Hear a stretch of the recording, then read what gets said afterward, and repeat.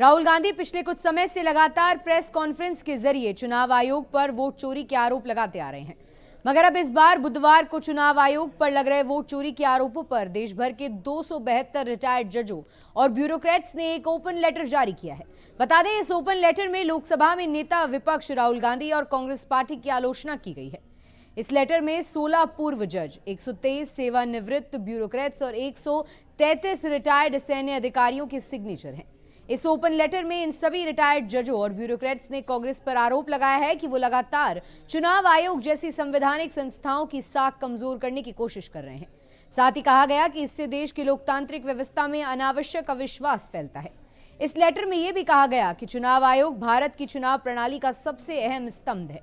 साथ ही लिखा गया कि ऐसे संस्थान पर बार बार सवाल उठाने से जनता का भरोसा कमजोर होता है और लोकतंत्र को नुकसान पहुंचता है। वहीं राजनीतिक मतभेद जरूरी है, लेकिन संवैधानिक संस्थाओं पर लगातार आरोप लगाना देशहित के खिलाफ है। वैसे यहां आपको बता दें, राहुल गांधी चुनाव आयोग पर वोट चोरी के आरोप में अब तक 3 प्रेस कॉन्फ्रेंस कर चुके हैं। यहां तक कि राहुल गांधी ने चुनाव आयोग को मोदी सरकार की बी टीम भी कहा था। वहीं भाजपा के साथ वोट चोरी करने का आरोप लगाया था। इस लेटर से जुड़ी कुछ प्रमुख बातें आपको बता दें।